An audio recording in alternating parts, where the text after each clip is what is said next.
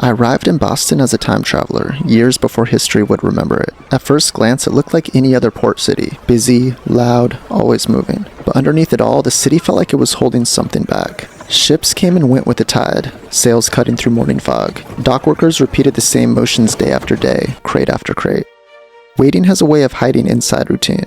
Conversations shifted the moment unfamiliar footsteps passed. Laughter softened, voices dropped. Here, people knew how to pause without stopping. You see, authority wasn't hidden in Boston. It lived in uniforms, paperwork, inspections that lingered just long enough to be felt. You didn't forget who was watching. Merchants kept their ledgers close, fingers stained with ink and quiet tension. Every number reflected a loss they never agreed to. Each page added another reason to remember. Taxes followed people everywhere, into homes, into taverns, into conversations that stretched late into the night. No one used the word rebellion, but it waited nearby. At night, taverns filled with talk meant to sound ordinary. Weather, repairs, routines at sea. Every silence carried the same question. How long can this last? Complaints weren't shouted, they were refined. Each one shaped carefully, sharpened by restraint. Waiting, when prolonged, learns how to aim. Pamphlets appeared quietly, folded beneath mugs and coats. Ideas moved faster than ships ever could, and once read, they didn't ask to be forgotten. People here didn't feel powerless, they felt ignored. Waiting to be heard changes the shape of resolve. Months passed, but the pressure never lifted. It settled into the city like a second layer of weather. Even calm days felt tight. British ships returned again and again, familiar and unwelcome. Their presence reminded everyone who controlled the flow of goods, and who was expected to wait patiently. Patience began to look different, less like compliance and more like preparation, as if the city itself was counting down. Meetings happened behind closed doors, away from crowds and record.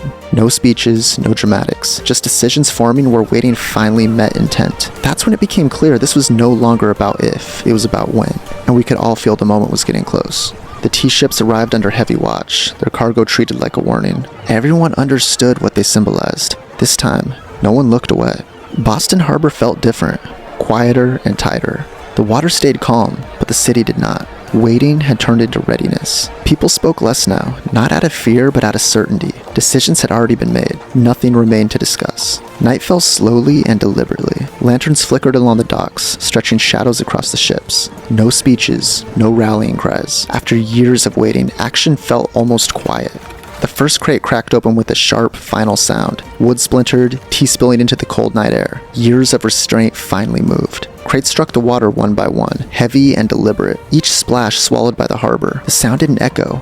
It ended. No one laughed, no one rushed. This wasn't chaos, it was control. Lantern light revealed faces calm and unwavering. These weren't men acting in anger. They were men finished with waiting. When the last crate disappeared beneath the surface, the night shifted. Not louder, not brighter, just heavier, like something had settled for good.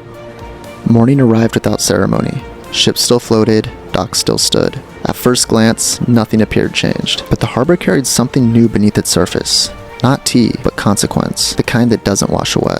There were no celebrations, only recognition. Everyone understood this moment couldn't be undone.